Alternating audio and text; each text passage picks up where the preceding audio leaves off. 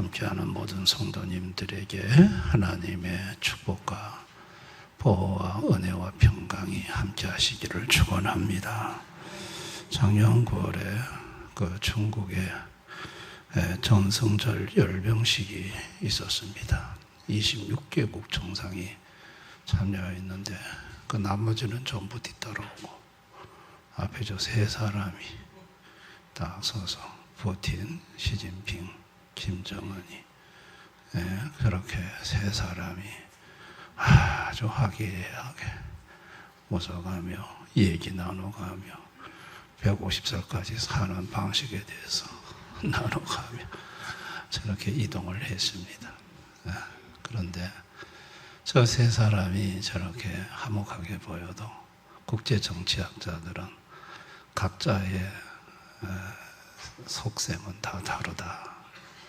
푸틴은 지금 우크라이나 전쟁 때문에 지금 당장 무기 공급이 필요해서 중국과 북한으로부터 무기 지원을 받고자 하는 속셈이 있고, 북한의 김정은이는 체제 생존과 몸값 올리기 목적이 있고, 시진핑이 제일 저기서 마음이 복잡한데, 왜 복잡하냐면 저 세 사람이 단합된 것을 서방의 비침으로 안 그래도 곱게 보지 않는데 괜히 또 서방이 또 눈에 찍힐까 하는 염려도 있으면서 또 러시아와 북한이 너무 이렇게 밀접해진 것을 조금 띄워놓을 필요도 있고, 그래서 시진핑 머리가 제일 복잡해질 것이다. 이제 이렇게 국제정치학자들은 말을 합니다. 그러니까 똑같이 저렇게 함께 있어도 속으로는 전부 다른 생각을 하고 있다는 거예요. 동상이몽이라는 거죠. 오늘 초대 교회가 참 놀라운 말씀이 있습니다. 32절에 믿는 무리가 한 마음과 한 뜻이 되어. 자, 한 마음이라는 거는 이게 마음은 하트입니다. 하트. 카르디아라는 단어인데 이거는 이제 감정과 의지. 그러니까 정서적과 의지적으로 교감을 이룬다는 거예요. 한 마음. 같이 슬퍼하면 같이 슬퍼하고 또 함께 한 방향으로 움직이는 그런 한 마음이 있었다는 것이죠. 그리고 이제 뜻이란 단어는 푸스케란 단어인데 영어로는 라이프입니다. 생명입니다. 하나의 생명이라는 거예요. 이 생명으로 당신과 내가 같이 죽고 같이 사는 존재다라고 생명적 결탁이 되면 무너지는 것이 소유의 경지가 무너져요. 네 것이 내 것이 이제 없어지는 거거든요. 그러니까 초대교회, 여기 사도행전 4장은 예루살렘 교회예요. 예루살렘 교회에 한 마음과 한 뜻이 되었다. 근데 예루살렘 교회가 과연 이럴 만한 한 마음 한 뜻이 될 만한 요소가 있는가? 전혀 없습니다. 왜냐하면 예루살렘 교회 안에는 언어와 문화에 장벽이 있어요. 언어가 달라요. 헬라파 유대인과 히브리파 유대인이 같이 섞여 있거든요. 헬라파 유대인들은 헬라어를 씁니다. 그리스. 그리고 히브리파 유대인들은 아람어를 씁니다. 히브리파 유대인은 본토백이 유대인들이에요. 어려서부터 철저하게 율법 교육을 받고 자랐어요. 그리고 헬라파 유대인들을 볼 때 반쪽짜리 유대인으로 봐요. 저것들 시원치 않은 유대인들. 그래서 은근히 무시를 합니다. 헬라파 유대인들은 막 흩어져 살다가 예루살렘으로 이사 온 사람들이에요. 그 이사를 와서 예루살렘 교회 안에 들어왔는데 이 전 세계의 물을 먹은 사람들이기 때문에 이 히브리파 유대인들을 보면 아주 꼬리타분하고 폐쇄적이고 그렇게 보는 거예요. 그러니까 이게 이제 가치관도 다르고 문화도 다르고 언어도 다르고 한마음 한뜻이 될 수가 없어요. 한마음 한뜻이 될 수가 없어요. 그 다음에 둘째가 경제적 계급의 붕괴입니다. 여러분, 교회가 부한 자가 가난한 자와의 구별이 교회가 없어진 것은 교회로서 큰 축복입니다. 그런데 이게 또 다른 차원의 장벽이 됐어요. 왜냐하면 가진 사람은 턱 내놓을 때 사람들로부터 박수 받고 싶거든요. 사람들로부터 주목받고 싶거든요. 정말 대단하시다. 그런데 초대교회가 은혜를 받으면서 익명으로 하기 시작했어요. 밭을 팔아도 이름 없이. 그 익명으로 하다 보니까 이거 가진 사람들은 박수를 받을 수가 없는 거예요. 여러분, 박수 받고 싶은데 교회 분위기가 이상하게 박수 받을 분위기가 아니야. 여러분, 그게 오히려 더 장벽이 된다. 그러니까 무슨 교회가 사람이 수고하고 애를 쓰면 뭐 적당히 박수도 쳐주고 인정도 해주고 알아줘야 하는데 왜 그런 것도 안 하고 말이지, 이러면서 불평이 나올 수 있다는 얘기예요. 그러니까 이런 차원에서 예루살렘 교회가 하나 되지 못하고 잡음이 터지는 것입니다. 그 다음에 세 번째가 출신 지역과 학력의 장벽이에요. 여러분, 예루살렘 교회 지금 리더 그룹에 있는 사람들, 베드로와 요한, 야고보 다 어디 출신입니까? 갈릴리 오브 출신들이에요. 갈릴리 오브 출신. 학벌은 최저의 학벌이에요. 그런데 그 예루살렘의 교회에 들어온 그 로마에서 최고의 학벌을 어려서부터 공부했던 엘리트들이 들어왔어요. 엘리트들 눈에서 여러분, 이 갈릴리 촌뜨기들이 예루살렘 교회 리더 그룹을 형성하고 있는데 그게 눈에 들어오겠어요? 사용하는 언어 구사력도 마음에 안 들고 갈릴리 사투리도 촌스럽게 느껴지고, 그러니까 이런 어떤 출신 지역과 학력의 장벽이 있는 거예요. 이게 엘리트와 비엘리트의 은근한 멸시와 무시, 갈등이 있었습니다. 그 다음에 네 번째가 엄격한 가부장제와 남녀 분리의 장벽이 있었습니다. 여러분, 예루살렘 성전에 여인의 뜰이 있었어요. 이 여인의 뜰은 여인에서 남자가 있는 것을 못 넘어가요. 그 정도로 여성과 남성을 엄격하게 구분을 했거든요. 근데 이게 교회에 들어와서 막 뒤섞여 있네? 이 자체가 충격인 거죠. 이 자체가 문화적으로 받아들일 수가 없는 거죠. 여러분, 초대 교회들의 갈등을요, 이제 발견된 문헌에 보면요, 부유한 자들의 부가 그들의 신앙을 질식시키고 있다. 가난한 자의 신앙을 질식시키고 있다라는 기록이 있어요. 그만큼 교회 안에 가진 자들의 과시가 가난한 자들을 질식시킬 만큼 어려움이 있었다는 얘기고요. 고린도 교회에서는요, 젊은 교인들이 연장자이고 부유한 계층의 장로들을 권좌에서 끌어내리려는 사건이 일어났어요. 그래가지고 교회 내의 지위, 부의 재분배, 명예를 둘러싼 계급 갈등이 벌어졌고, 그 다음에 기존의 기득권층을 젊은 세력들이 뒤집어 보려고 교회가 참으로 큰 상처가 있었어요. 그래서 클레멘스라는 지도자는 편지를 통해서 질투와 시기 때문에 형제들이 피를 흘리고 있다라고 하며 탄식하며 회개를 촉구하는 기록이 지금 문헌으로 발견이 되고 있습니다. 그리고 또 해제한 주장들이, 노예 신분인 성도들이 교회에 들어와서 모금을 해가지고 그 돈으로 우리를 노예 신분에서 해방시켜달라고 교회한테 요구를 하기 시작했습니다. 그래서 아우구스티우스의 편지에 보면 노예들이 거만하지 않도록 주의를 주고 교회 공동기금으로 자신을 해방시켜 달라 요구하며 욕망의 노예가 되지 않게 하라는 권면의 내용이 있습니다. 여러분, 예루살렘 교회는 천국이 아니었습니다.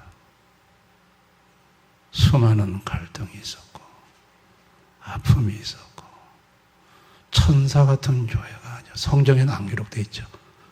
그 교회 안에 하나 되지 못하는 갈등과 아픔의 문제를 안고 있는 수많은 고통이 예루살렘 교회 안에 있었습니다. 이 일로 인해 상처받고 눈물을 흘리는 교인들이 한둘이 아니었습니다. 여러분, 왜 이런 일이 벌어질까요? 왜 교회 안에 이렇게 하나 되지를 못하고 이렇게 분열이 일어나고 상처를 주고받을까요? 그거는 분열의 DNA 때문에 그렇습니다. 분열의 DNA. 이 분열의 DNA가 뭘까요? 죄성이죠.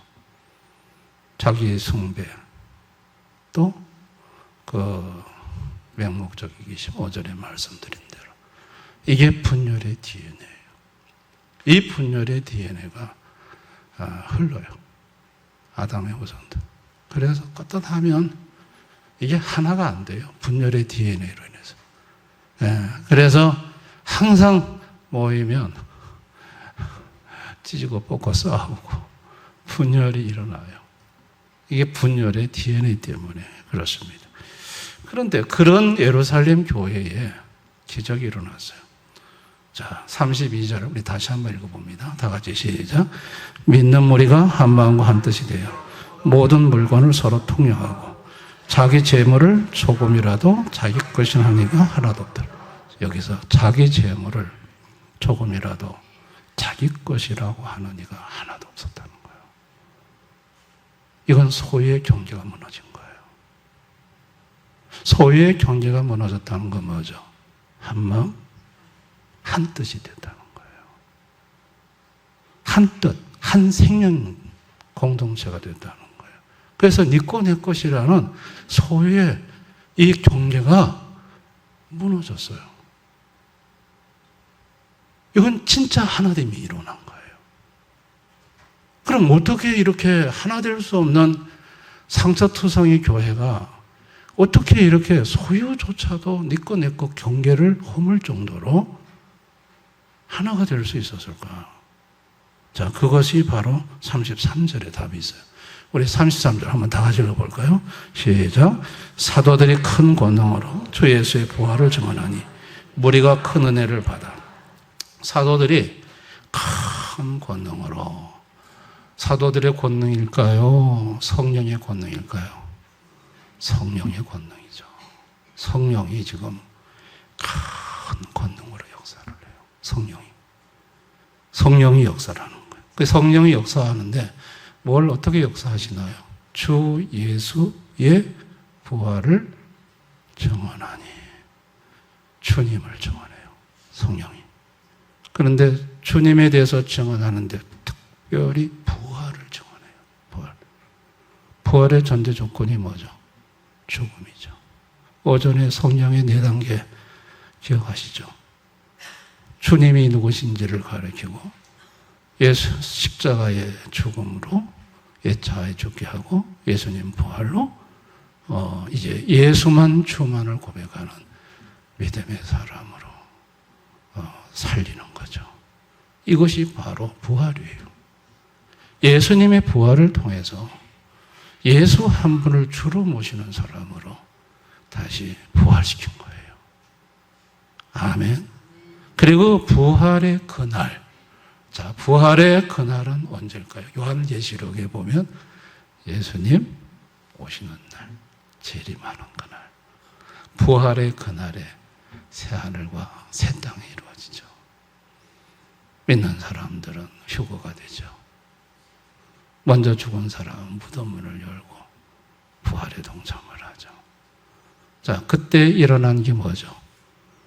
새 예루살렘 성이 만물을 새롭게 하시는 분이 이 새 하늘과 새 땅을 창조하시고 새 예루살렘이 성이 하늘로서 내려오고 새 하늘과 새 땅에 신랑이신 예수가 기다리고 새 예루살렘 성에는 거룩한 신부들이 그곳에 있고 그 다음에 혼인잔치가 열리고 그리고 영원한 하나님의 나라가 시작이 되는 거예요.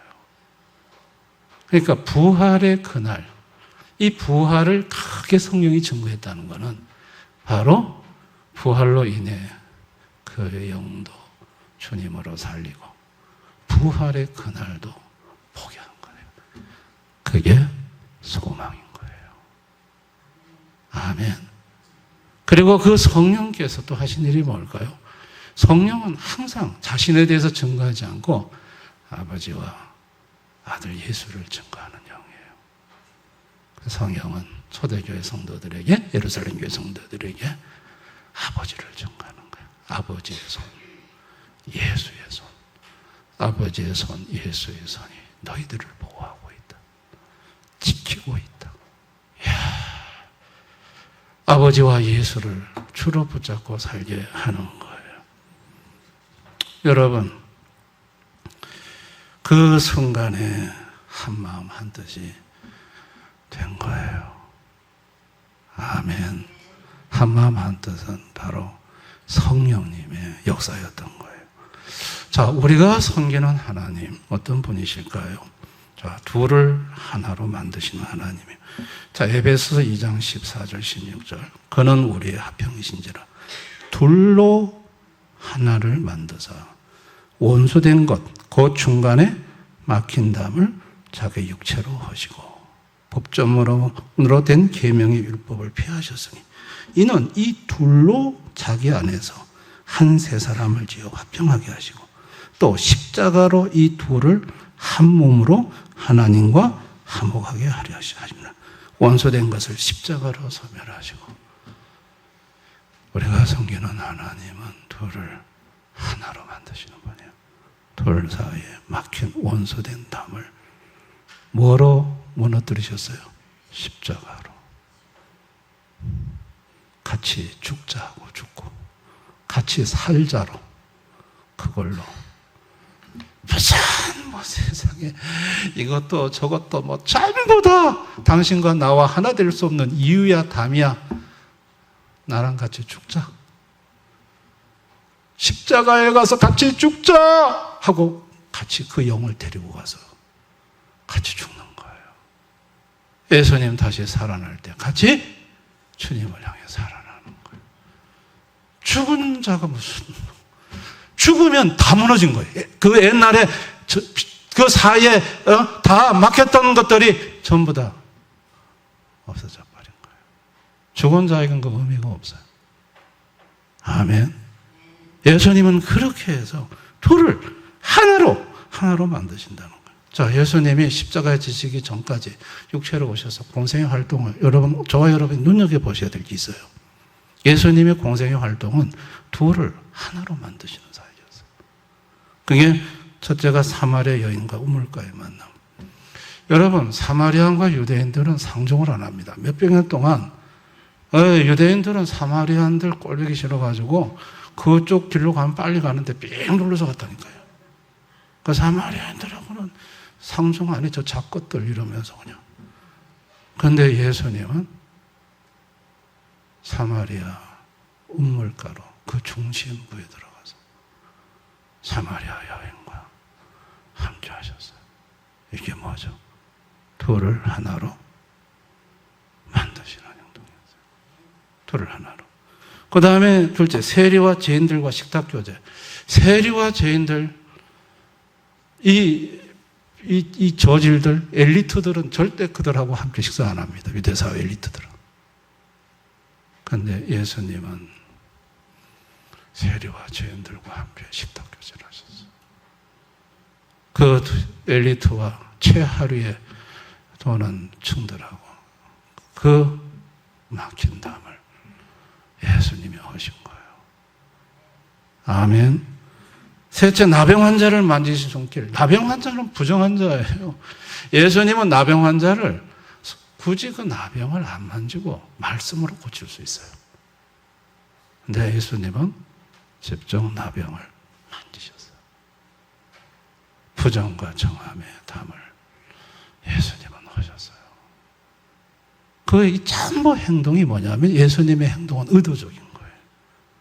너희들 사이에 막힌 담을 예수님은 다 하시는 거를 직접 실천적으로 보여주시고, 그리고 이제 최종적으로 십자가에서 죽으심으로 전부 다 나는 이것 때문에 저 사람하고 하나 될 수 없습니다. 나는 저것 때문에들 모두 나하고 함께 다 죽자. 그리고 다 끌고 십자가로 가서 예수님 죽을 때 같이 죽게 하신 거예요. 아멘. 그리고 다시 살리신 거예요. 그게 예수님이 하시는 일이에요. 교회란 것이 뭘까요? 교회란 한마음 한뜻이 되는 겁니다.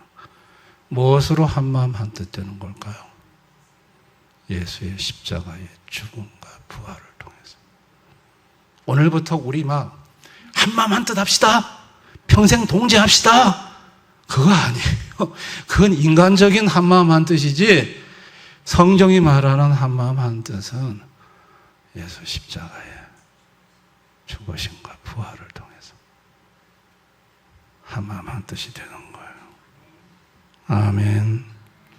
그래서 한마음 한뜻 되지 못하는 인생들에게 하나님 아버지가 하신 이런 아들 예수를 보내서 십자가의 죽음과 부활을 통해 죽이시고 살려서 한마음 한뜻으로 만들어주고 사셨던 거예요.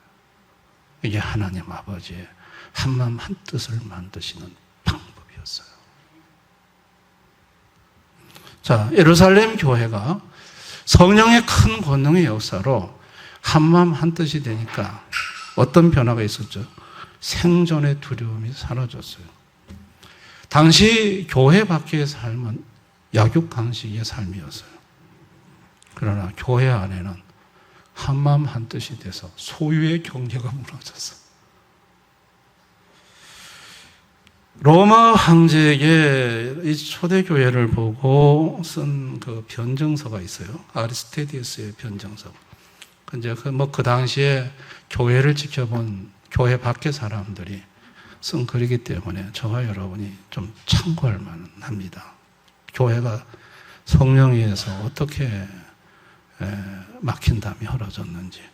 자, 그들은 서로 사랑합니다. 과부를 무시하지 않고 고아를 학대하는 자에게서 구해냅니다. 가진 자는 없는 자에게 아낌없이 줍니다. 만약 그들 중에 가난하고 궁핍한 자가 있는데 그들을 먹일 여분의 식량이 없다면 그들은 가난한 형제의 일용할 양식을 채워주기 위해 자신들이 이틀이나 사흘 동안 자발적으로 금식합니다. 이야, 어떻게 이렇게 금식을 했다는 거예요. 다른 사람이 먹을 게 없으면 이틀이나 사흘을 금식해서 그 양식을 나눴다는 거예요. 이건 누가 한 거예요? 교회 밖에 있는 아리스테데스라는 사람이 이걸 보고 기록한 거예요. 자기가 줄여가면서 다른 사람의 배를 채워주려고 하는 거. 이거는요, 하나 되지 않고는 있을 수 없는 일이에요. 아멘. 유스틴 순교자 제1병증서. 자, 과거에는 재물과 소유를 그 무엇보다 사랑했던 우리가 이제는 우리가 가진 것을 공동의 기금으로 가져와 가난한 자들과 나누고 있습니다. 자, 재물과 소유를 그 무엇보다 사랑했던 사람들이 이제는 그걸 다 내놓고 함께 나누고 있다는 거예요. 응? 북아프리카 교부 테르툴라누스는 로마인들이 기독교인들을 보며 던진 충격의 그 외침이 이렇습니다. 저들을 보라. 저들이 어떻게 서로 사랑하는가? 저들이 어떻게 서로를 위해 기꺼이 죽으려 하는가? 이게 이제 로마 사회가 기독교를 보고 하는 얘기였어요. 자, 이때 교부 테르툴리아누스는 이렇게 답을 합니다. 당신들은, 자, 로마인들은 친구의 아내마저 공유할 정도로 타락했지만 재산만큼은 철저히 자신의 것으로 움켜집니다. 그러나 우리는, 그리스도인들은 아내만 빼고 모든 것을 공유합니다. 그 당시에 로마는 타락해가지고 무슨 짓입니까? 아내를 공유한다는 게. 그런데 우리 기독교인들은 아내만 빼고 다 공유한다는 거예요. 그러니까 초대교회가 성령으로 하나가 됐을 때 소유의 경제가 무너지고 이렇게 함께 정말 진정으로 하나됨을 이루었다는 것을 보여주고 있습니다. 이거 누가 하신 거라고요? 성령 하나님이 하신 거예요. 아멘. 근데 여러분, 오늘 우리가 사는 이 사회, 한마음 한뜻의 의미는 성경적이지 않습니다. 오늘 사용하는 현대인들이 한마음 한뜻 되자는 거, 그거는 이익의 일치입니다. 이익의 일치. 나와 이의 관계가 맞을 때만 하나가 되고 손해가 될 때는 즉시 해체되는 조건부 연대입니다. 여러분, 오늘날 젊은 부부들 전부는 아니죠. 그러나 그 중에 다수가 통장을 각자 관리한다고 그래요. 네 버는 건 네 버는 거. 그리고 우리 가정의 공동기금 출연. 그래서 정확하게 계산해서 이렇게. 그러다가 어느 한쪽이 너무 많이 내고 손해볼 것 같으면 서로 긴장이 아주 팽팽하고 그냥 갈등이 되고, 그래가지고 이혼 변호사를 만나러 온 젊은 부부들이 많다고 이혼 변호사가 얘기를 하더라고요. 이게 각자 관리한다는 거예요. 그러니까 부부는 서로를 보호하는 보호자가 아니 리스크 관리자로 보는 거예요. 이 불안한 불신의 세대에 나 당신 못 믿겠다는 거예요. 난 내 통장 내가 챙기고 있다가 우리 언제든지 갈랐을 때 그냥 깨끗하게 손해보지 않고 자기 거 자기 챙겨서 갈라서자라는 이와 같은 마음이 그 속에 내재되어 있는 거죠. 또 직장 생활도 오늘날 마찬가지입니다.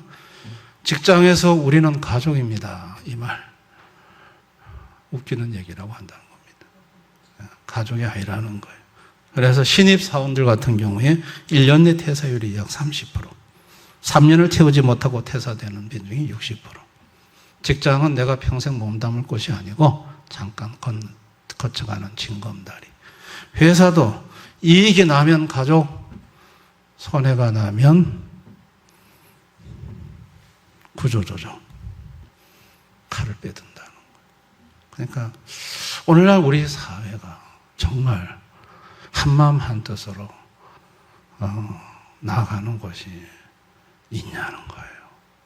없다는 것입니다. 왜 그러면 이렇게 한마음 한뜻이 되지 못했을까요? 그 깊은 뿌리는 자기 숭배의 죄성입니다. 그래서 내가 내 인생의 절대적 주인이기 때문에 남을 위해 나를 깎아내는 것은 곧 나라는 신에 대한 모독이고, 자아가 우주의 중심이 된 세상에서 희생은 곧 패배로 생각하는 거예요. 이 자아의 신전 안에 갇힌 인간은 결코 타인과 한마음이 될 수가 없습니다. 여러분, 우리 성도는 어떤 사람들입니까? 우리도 똑같은 세상 사람들과 다를 바 없는 인간이었어요. 그런데 우리에게 누가 오셨어요? 성령님이 오신 거예요. 큰 권능으로 성령님이 오셔서 뭘 우리에게 증거를 해주셨죠? 부활. 예수님 죽으셨다가 다시 사셨다. 부활. 살아계신 예수. 그분을 주로 모시게 했어요. 아멘. 예수님 십자가의 죽음과 함께 죽고 예수님 부활과 함께 삶으로 내가 주인 삼았던 나 자신을 비롯해 재물과 세상적인 권세 모든 걸 다 십자가에서 다 내려놨어요. 이제는 오직 예수 한 분이 내 인생에 가장 소중해졌어요. 아멘. 이 예수님과 함께 부활한 사람은 예수 한 분과 예수 한 분을 위해서 모든 걸 다 던질 수 있는 사람들이, 예수보다 더 귀한 분이 없어요. 내 생명을 전부 걸 수 있고 던질 수 있어요. 자, 이런 사람은 소망이 하나죠. 주님이 오시는 그날, 부활의 그날, 새하늘과 새 땅이 만들어지는 그날, 우리 신랑 예수를 만나 혼인잔치하는 그날이 소망입니다. 아멘. 이 땅에 살면서 어제 하나님 아버지, 성령이 증거하시는 예수, 그분을 붙들고 그분의 보호 속에서 사는 것이 가장 안전이요 행복이라고 생각하는 사람이 바로 성도입니다. 자, 둘로 나누게 했던 그 막힌 담들을 예수님이 십자가에서 다 헐어버렸어요. 옛날에 나에게 도무지 하나 될 수 없는 그 어떤 장벽이 있었는데 주님과 함께 십자가에서 죽음으로 그 장벽이 다 무너져 버렸어요. 무너져 버렸어요. 그로부터는 이상하게 한 마음이 되고 한 뜻이 되는데 소유의 경제가 무너져 버렸어요. 그래서 저 필리핀 망한 쪽에 저들이 교실이 필요하다니까 우리 교회에 1,000만 원, 2,000만 원씩 헌금하신 분들이 있어요. 여러분, 저 망한 쪽에게 저들에게 돈 1,000만 원이 그게 작은 돈입니까? 그 돈을 아낌없이 내놔요. 그게 뭐가 무너졌기 때문에? 소유의 경제가 무너졌기 때문에. 본인은 그렇게 힘들며 어려우면서 안 먹고 안 쓰고 모아서 교회 어떤 시설을 한다면 아낌없이 내놓는 분들이 있어요. 그게 어떤 마음이에요? 소유의 경제가 무너진 마음이에요. 아멘. 지금 제가 얘기하는 것은 이 예루살렘 교회에서만 일어나는 일이 아니에요. 지금 우리 교회 안에서 일어나는 일이에요.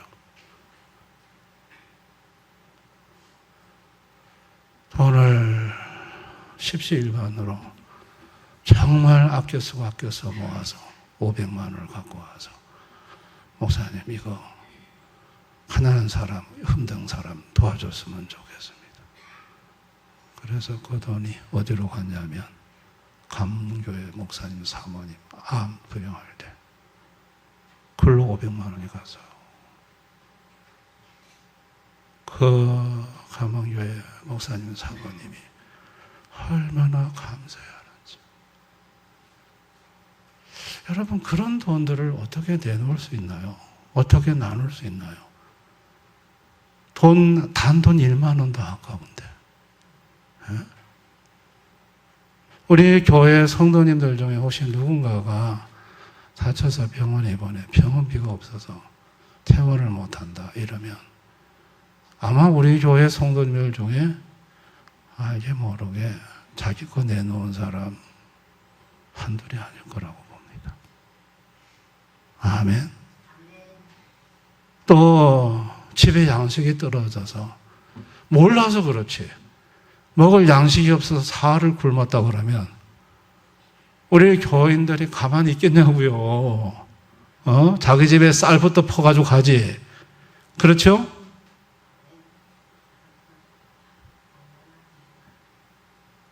그러니 이런 마음들이 어디서 온 거냐고요. 이런 마음이 성령으로 십자가에서 자기가 죽고 예수로 살고 하나님을 아버지로 모시고 사는 하나됨, 한마음 한뜻에서 오는 거예요. 아멘. 이런 일들이 우리 교회에 일어납니다.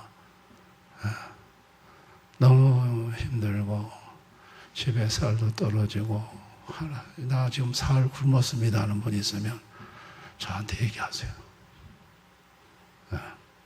하여튼 간에 그러면 우리 성도님들이 몰라서 그렇지, 몰라서 못하지, 알면요 다 자기 꼬개꼬개 모아놨던 거 아까워하지 않고 기쁨으로 내놓습니다. 이게 세상에서 있는 일입니까? 교회 밖에서 이게 있는 일입니까? 없습니다. 이게 한마음 한뜻 된 소유의 경계가 무너진 사람들에게 있는 일인 줄을 믿습니다. 나는 오늘까지 어떤 렌즈를 끼고 봤는가? 상처의 렌즈를 끼고 봤는가? 성령의 렌즈를 끼고 봤는가? 상처의 렌즈는 육신의 시선, 성령의 렌즈는 믿음의 시선으로 보는 거예요. 자, 육신의 시선으로 교회를 보면 교회가 한마음 되지 못한 겉모습과 인간의 한계에만 집중을 합니다. 다툼과 이기심과 파벌만을 보게 되며 필연적으로 교회가 왜 이럴까라는 절망과 가슴앓이, 깊은 상처를 받게 됩니다. 그러면서 계속 상처의 렌즈로만 보는 거예요. 교회를 전부 상처의 렌즈로만 보는 거예요. 육신의 렌즈로만.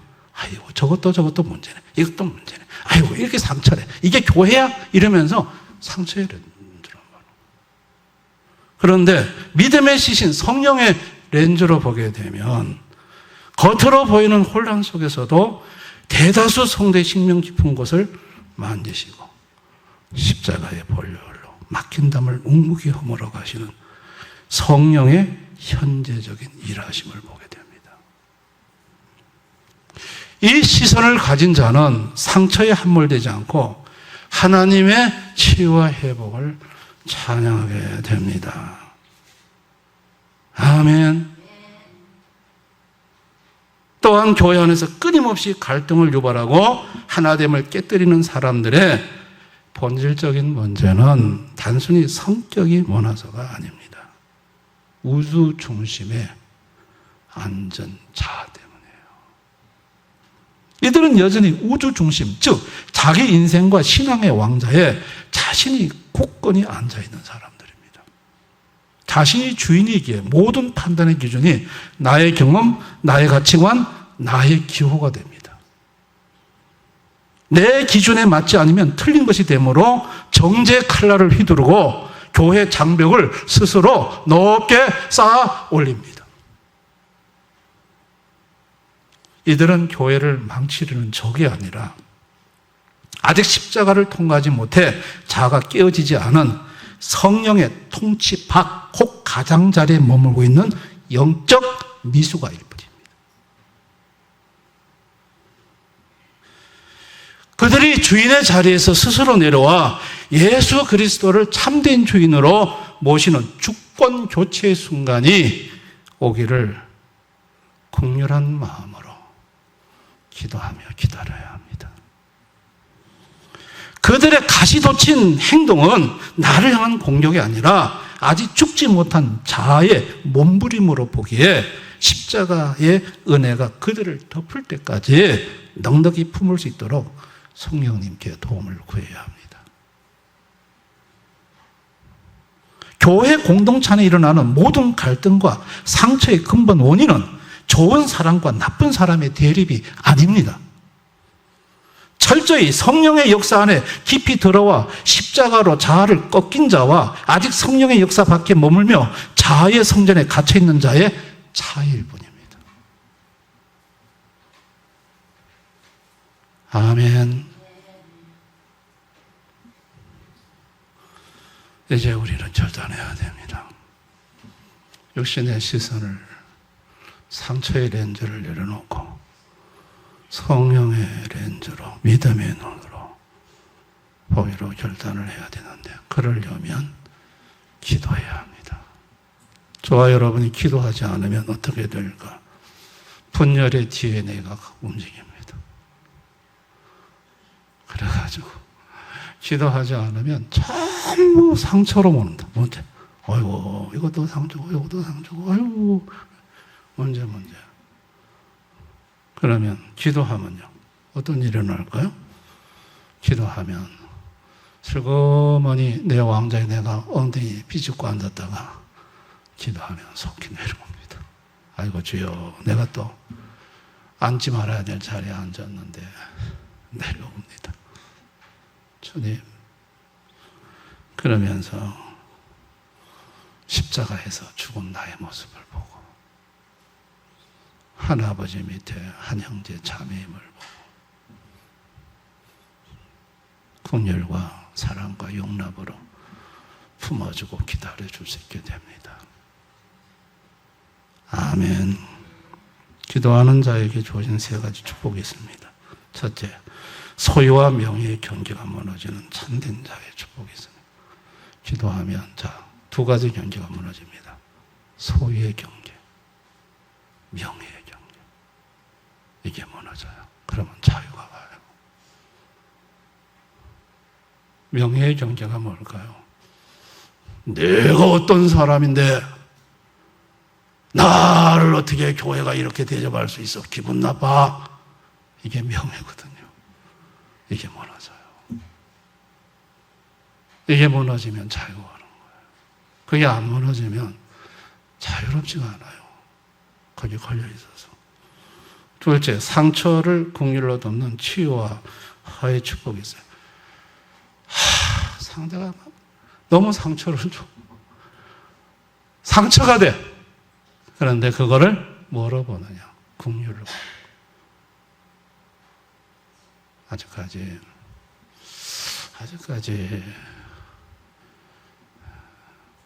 십자가에서 안 돌아가셨구나.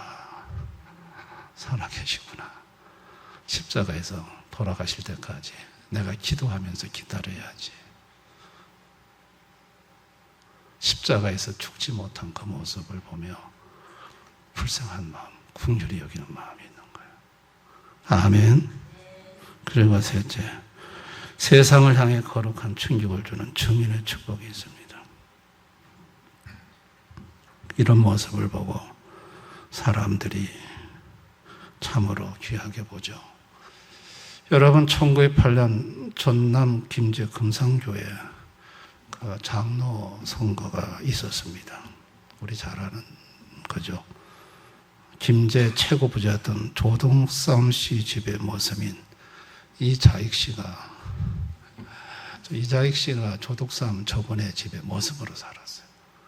근데 두 분이 금상교회를 다녔는데 직분자 투표가 있었어요. 근데 누구나 다 조동삼 씨가 장로가 될 줄 알았어요.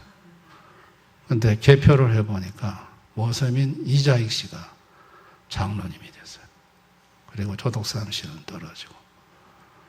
교인들이 막 큰일 났다고 한숨 쉬었어요. 야, 이거 큰일 났다. 이제 우리 교회가 이래 되면 이제 저 조동삼 저분이 이제 한번 틀어버리면 우리 교회가 이제 꼼짝없이 이제 분열이 된다. 그런 생각을 했어요.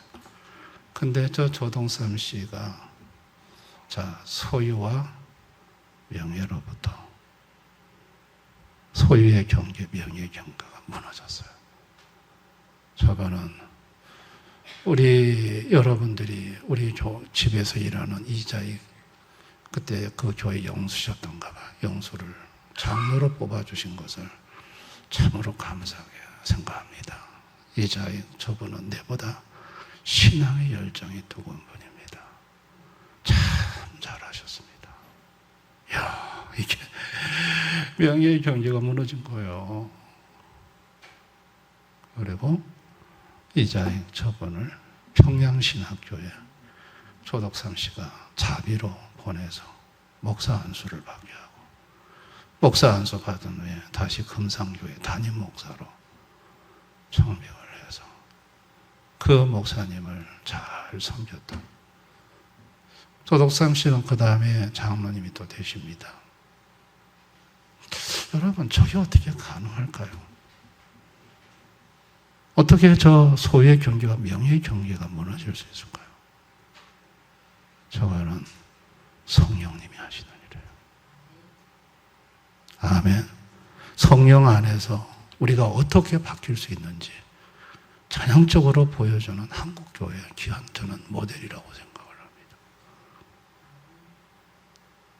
오늘 오신 모든 분들, 예루살렘 교회도 상처가 많았어요. 대한민국 어느 교회든 천사교회 없어요. 겉으로 보기 다 천사 같죠? 그 교회 한번 가서 몇 년 살아보세요. 천사교회가 있는가? 천사교회 없어요. 다 갈등이 있어요.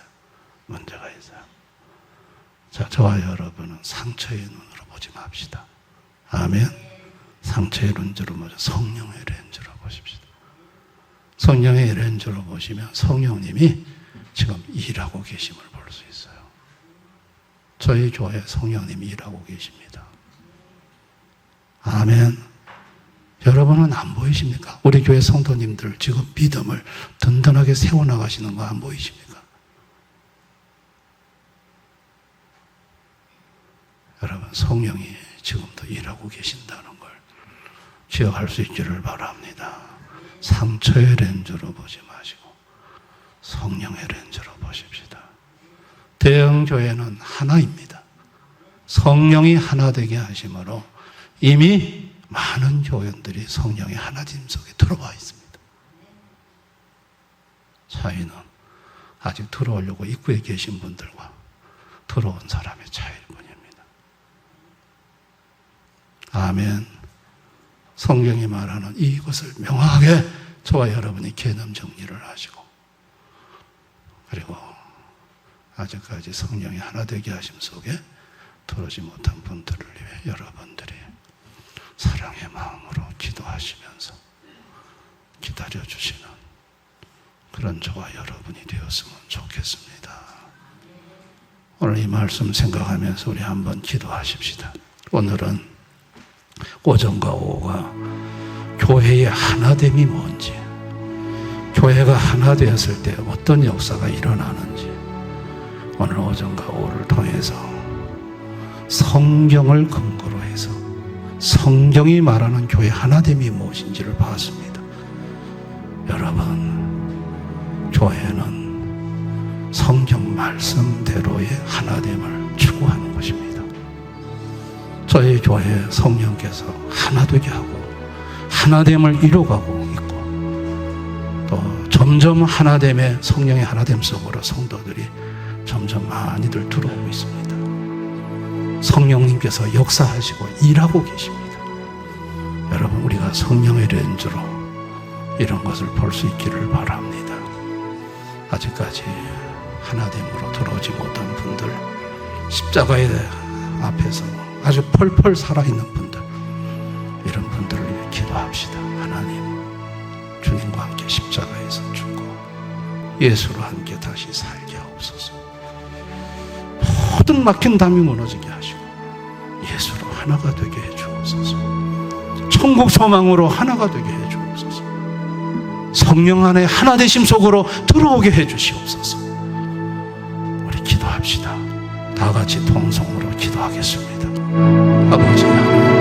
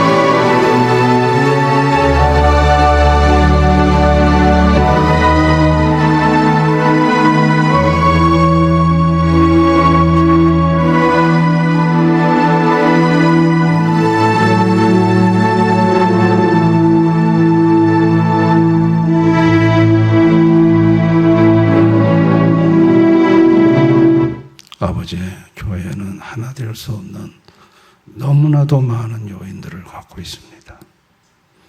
우리 각자는 다 다릅니다.